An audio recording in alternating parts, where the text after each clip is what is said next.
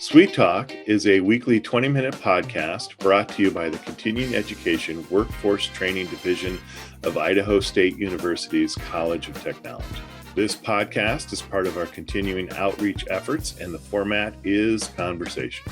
We're having conversations with businesses, professionals, entrepreneurs, community agencies, and in all cases, difference makers. You can find us on Apple Podcasts, Spotify, and SoundCloud. So subscribe today.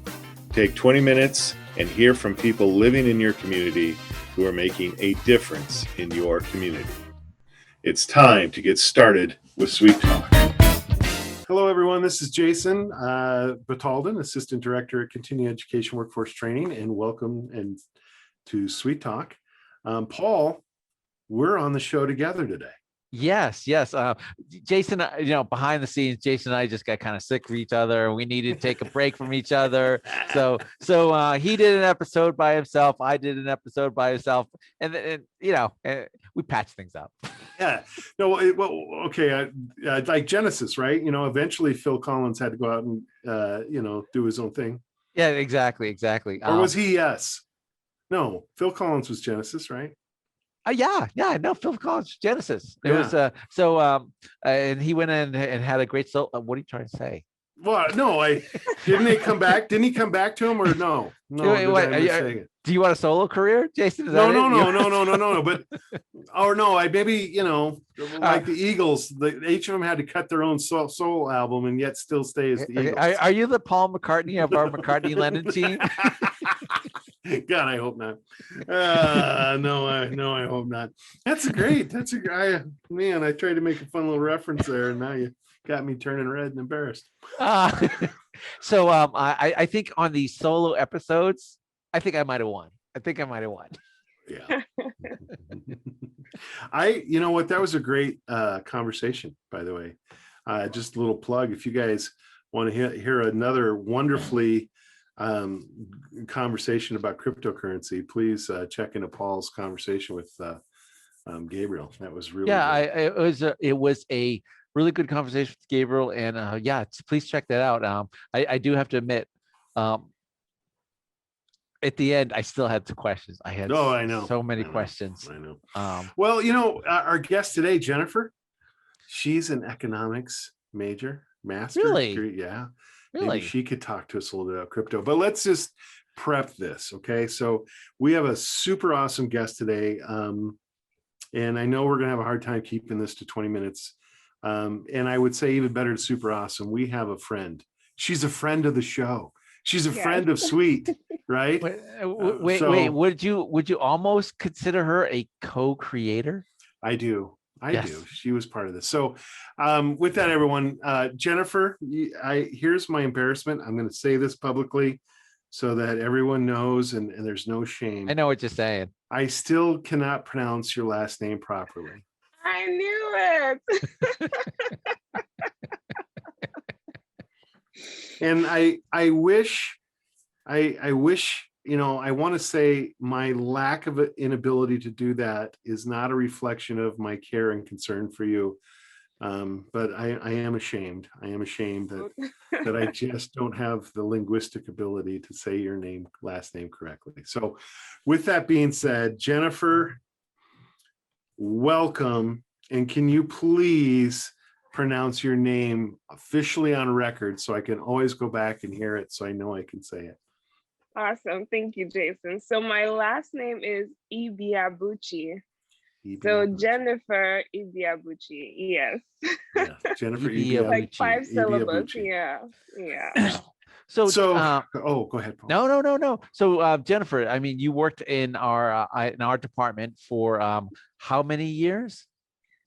About a year and some months. Okay. Yeah. And you worked with Jason, who couldn't remember to pronounce your last name. Oh, Jason, he tried. Oh my word! Look how red his face. Anyone who's watching the video, look. So, but you were part of his marketing team. and you would help him create video content, written content, and also some audio content. And you were there at the seed of the creation of the podcast, correct? Yes, that's correct. Yeah. Yeah. Yeah, Jennifer came on early in the show, came early to the team. So Jennifer, you and she has not only helped us with posting and publishing the podcast. Remember we did live audience? Jennifer was in the live Yes. audience and always saved our bacon with great questions. And Jennifer's also been a guest on the show. And so we wanted to have Jennifer back on the show because her adventures and her talents and skills and her desire to continue to learn have taken her out of the world of ISU into many different places. And we thought we would like to catch up with her and have her kind of share her story.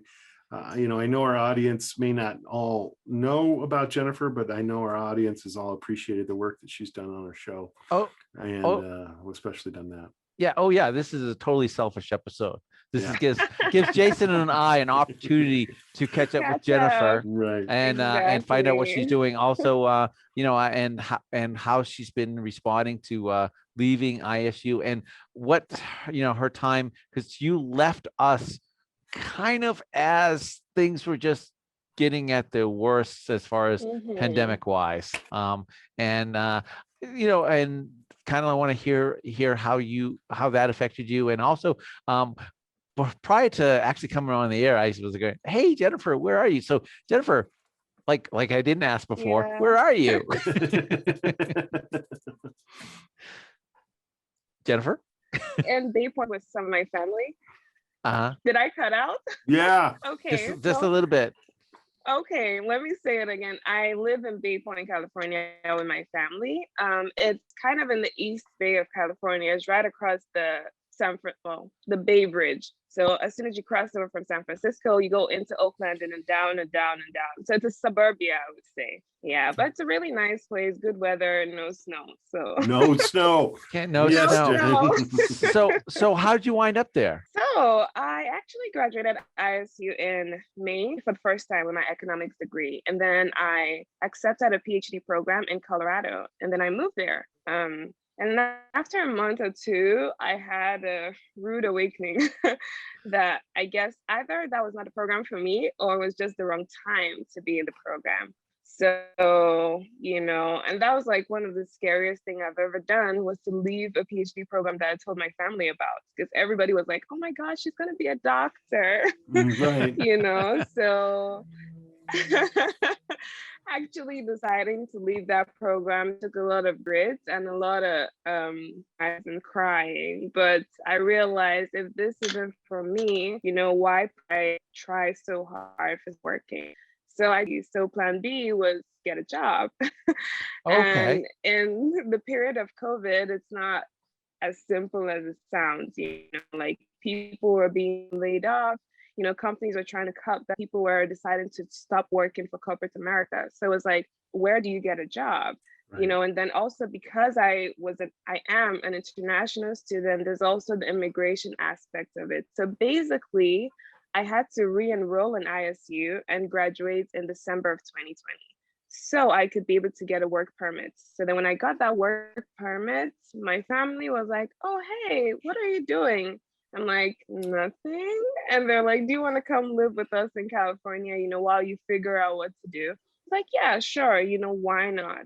So that's how I ended up here.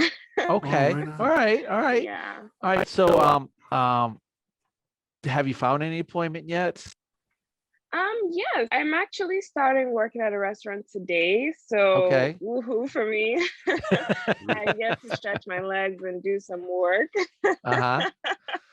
Yes, but I also have been doing some interviews this past few weeks and I'm really hopeful. I actually think I'm gonna get the job. I'm just waiting to hear back from them. But I did a second interview with the owners of the company. So I think I'm gonna get an offer. So excellent. Let's see how that goes. Nice. So how are you enjoying the area?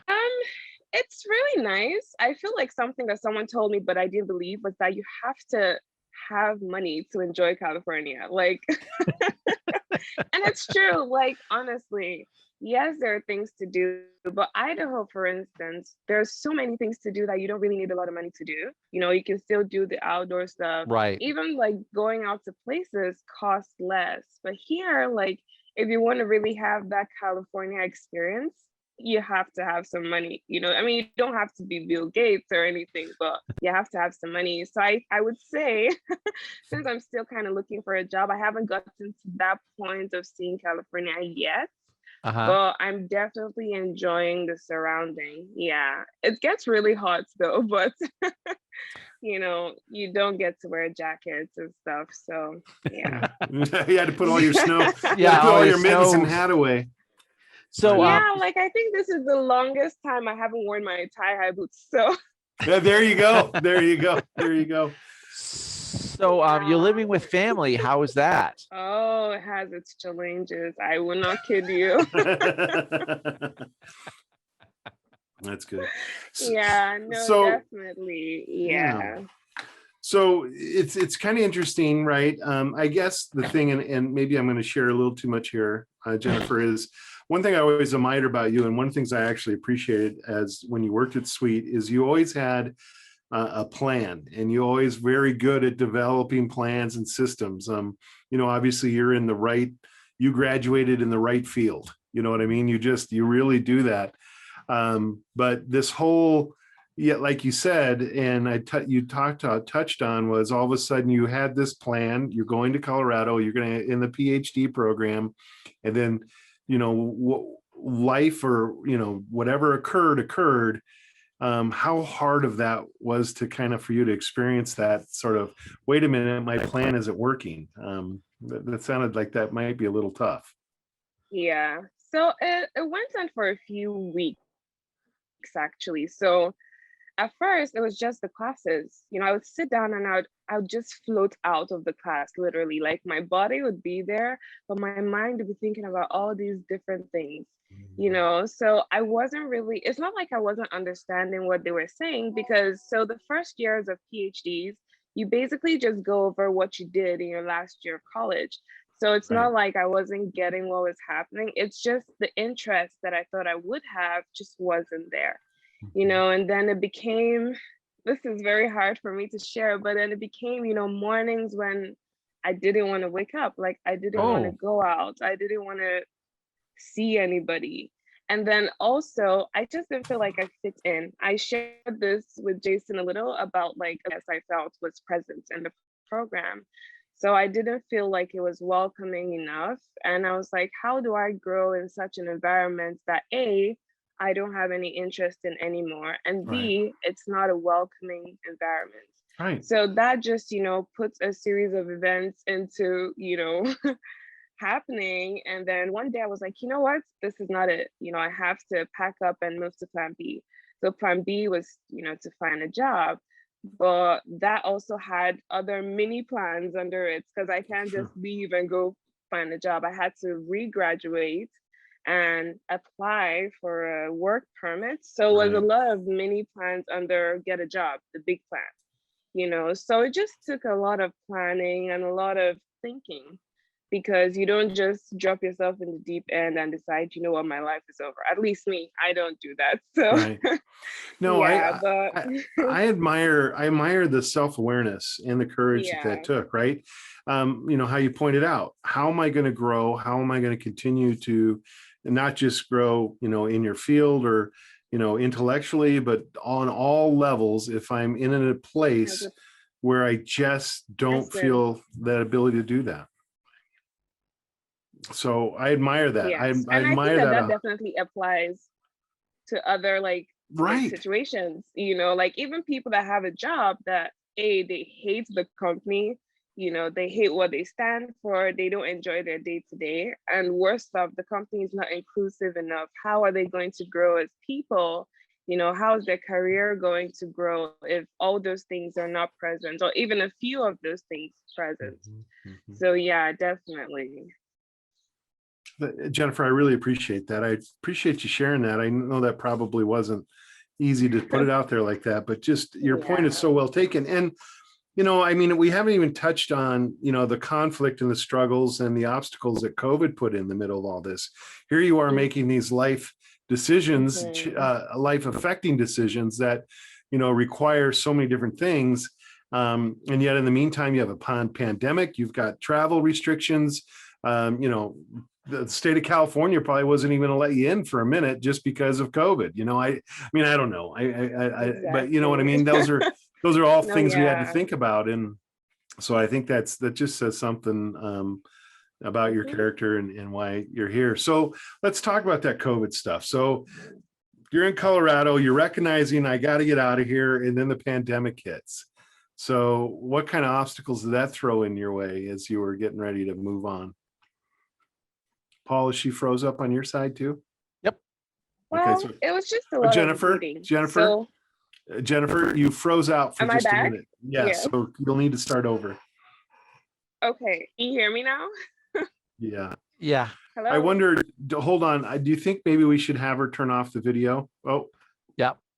Jennifer, you turn off your video. I think we'll be okay. Okay, is it better now? Much. Thank Yes. you. Okay, awesome. So I think Colorado specifically took COVID a lot differently than Idaho did. So lots of things that were still open and working in Idaho were not open and working in Colorado.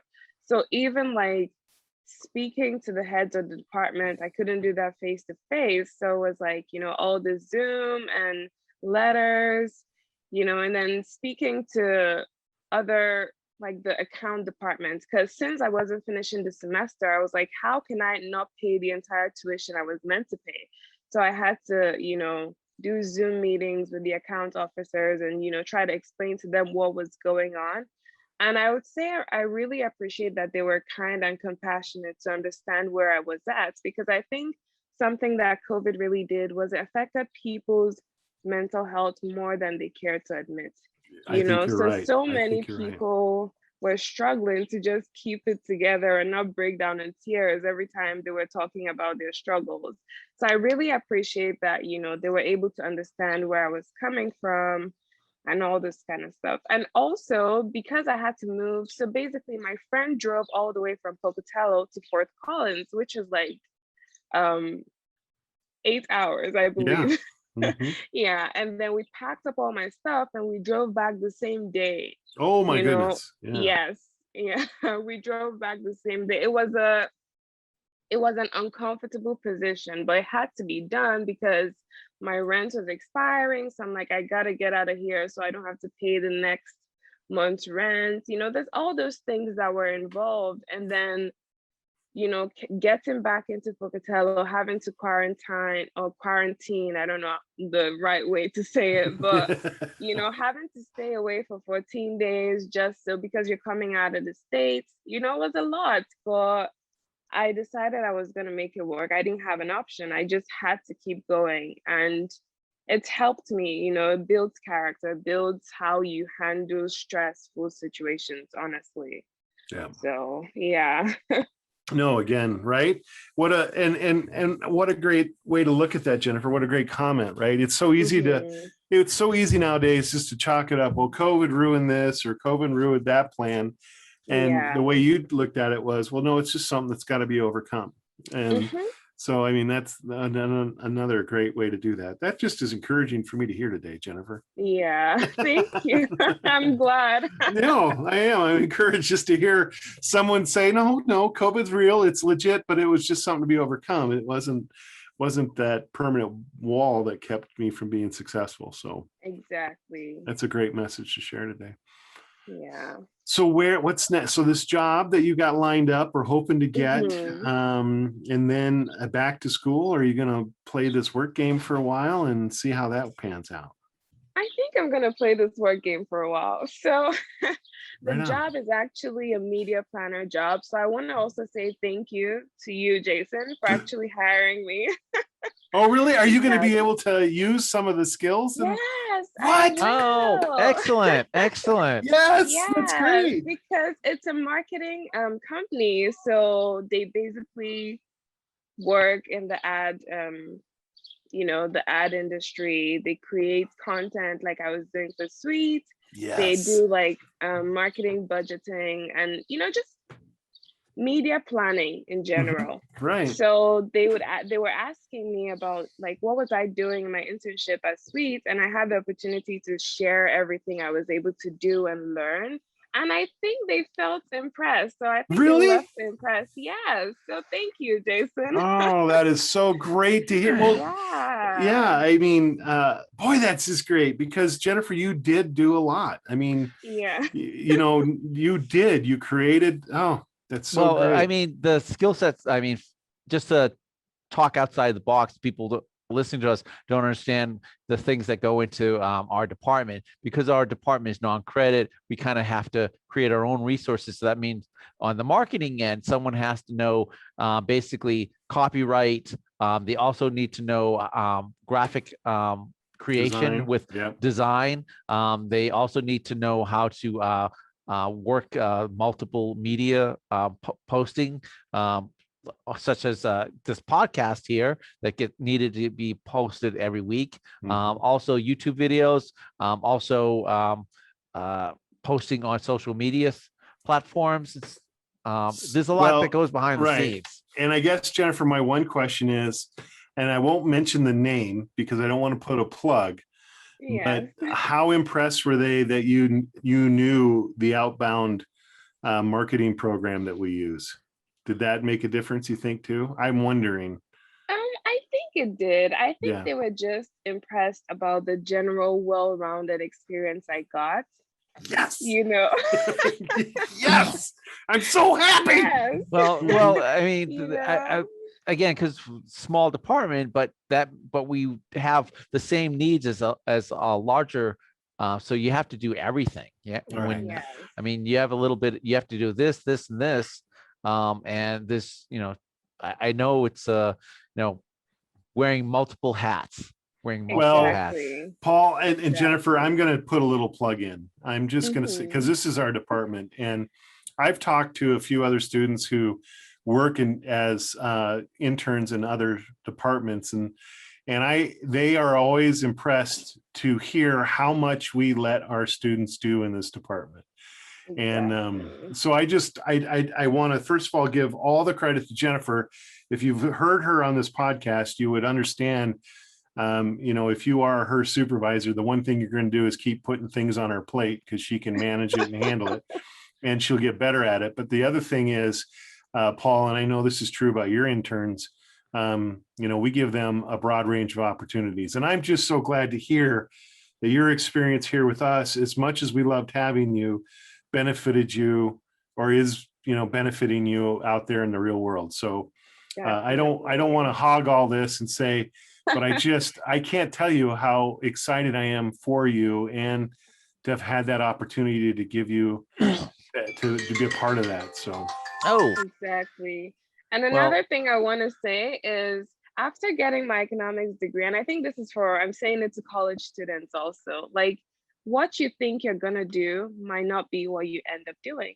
Because I thought that, oh yeah, I'm going into academia, definitely. But here I am trying to land this marketing job. And who knows, maybe this is the industry that I'm meant to be in because I believe in destiny and fate and all this kind of stuff. So maybe all these things happen to bring me to this place.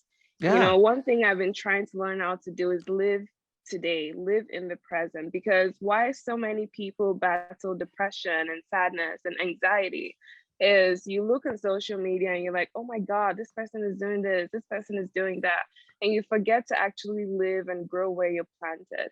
So that's something that even me, I'm preaching to myself, like it's something I've been trying to do of late, just living and growing where you're planted, taking things a day at a time instead of worrying about, oh my God, this wasn't my plan, like me, just deciding to be there and work your hardest, give your best, and just, go with the flow of life.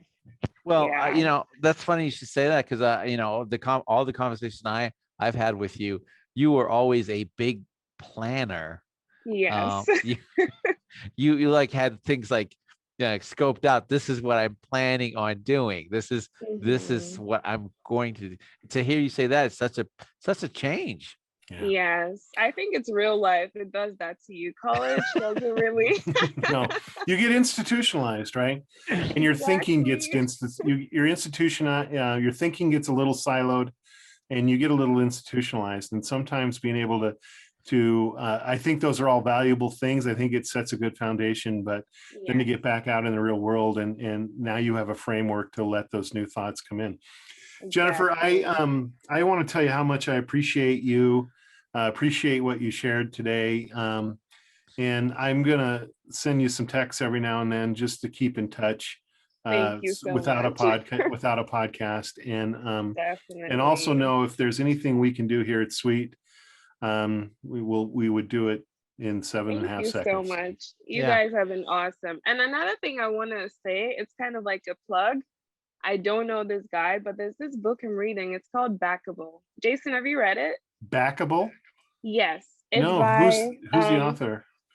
Sunil Gupta. I'm pretty sure I'm murdering his name, but yeah, his name is Sunil Gupta. So he's a faculty at Harvard, and he wrote this book, Backable, about how to convince people to take a chance on you. So it's just a book I feel like everybody should read. Yeah, because it just makes you, no, definitely. And also, it's not that expensive on Amazon. That's where I got it. So, right on. Very good. Yeah, no, definitely. Because even in the, the in-betweens, that's what I call this period until I figure out my life. It's called the in-between period. And I think it's helpful to just see what people have done, see how they've made a difference in their own lives, and how to apply it to yours. So he teaches on how to do that, how to make people take chances on you. That's awesome. So just I'll have to read the book. So so, you know what? Just text it to me, and I will. And then I can look it up. Yeah, sounds good. So all righty. Well, Jennifer, also send our greetings to your family, our greetings and well wishes to your family. I will. And thank you for being on the show today. Thank you so much, and say hi to your families for me too, and your cute dog, Paul. Hey, well, we actually got another one. Really? Yeah, a rescue, another Yorkie, so nice. another Yorkie. So, wow, so you do have a thing for Yorkies then. Some days yes, and some days no. All righty. Oh, hey, with that being said, we got to put the plug in. If you want to learn more about what we do here at CEWT at cetrain.isu.edu, please reach out to us. Paul, they can also call us at 208-282-3382. And 3372. Oh my goodness, 337. Is that red again? One day, Jason. One day. Can you believe in 3 years I still can't get the phone number down? You know what it is we had those solo episodes, lost the rhythm. I did. Yeah. And please reach out to us. Please give us a little feedback how you like the show or don't like the show. And thank you for listening. Thank you so much. Hey, Jennifer, it was so nice to catch up with you. You too. Have an awesome day, you guys. Bye. You too. Thank you. Thank you.